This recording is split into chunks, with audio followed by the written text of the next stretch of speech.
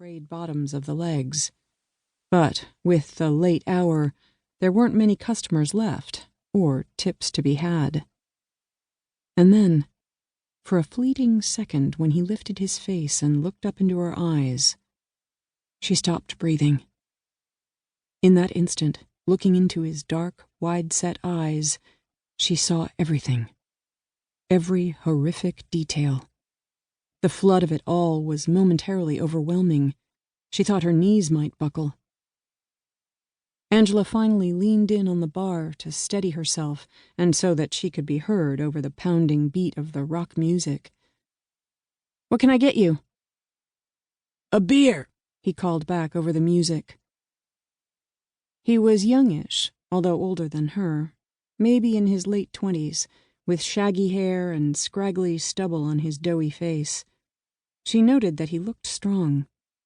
When he took off his dripping wet slicker and tossed it over the next stool, she saw that she had underestimated how powerfully he was built.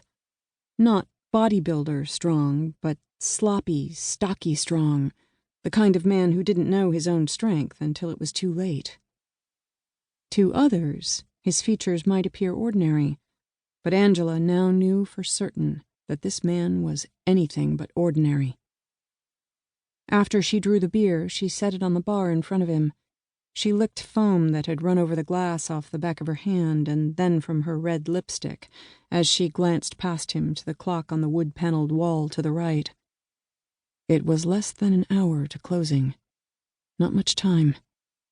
She pulled a bowl of corn chips from under the counter and set it beside his beer.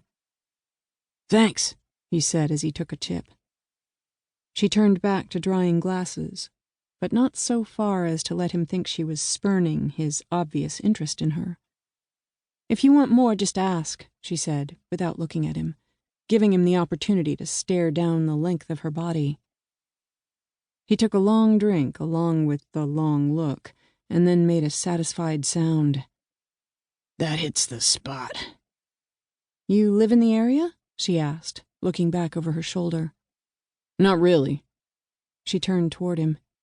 "What does that mean?" He shrugged. "I've been staying just up the road at the Riley Motel." He deliberately glanced down at her legs. "But I may stay for a while longer. Find some work."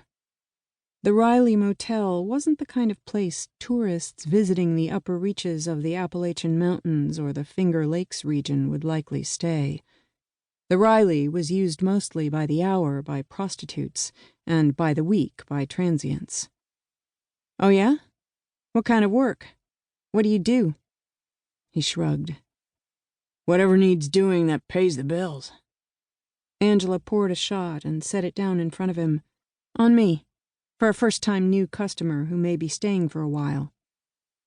He made an appreciative face and tossed back the shot. As he plunked the shot glass down on the bar, his gaze again drifted down the length of her. "Kind of a dumpy place for a girl like you." "It pays the bills." She had to deliberately slow her breathing. "What's your name?" He held her gaze as he took another corn chip. "Owen." She had trouble looking away from his eyes and all that they told her. "And yours?" "Angela. My grandparents were Italian. Angela means angel in Italian." With a flick of her head, she tossed a disorderly shock of red-tipped hair back over her shoulder. "My mother named me Angela because when she was pregnant with me, my grandmother said that God was sending her a little angel." Angela's grandfather told her once that the meaning of the name Angel was messenger from God, and that while the messenger had come, Angela's mother clearly hadn't gotten the message. Owen's gaze moved from her eyes to the tattoo across her throat. "Is that some kind of joke?" Angela flashed him a cryptic smile. "Maybe sometime you'll have the opportunity to answer that question yourself." His expression darkened. "You fucking with me?" She leaned in on an elbow so no one else would hear over the music and looked at him from under her brow. "Believe me, Owen, if I ever start fucking with you, you'll know it." He didn't quite know.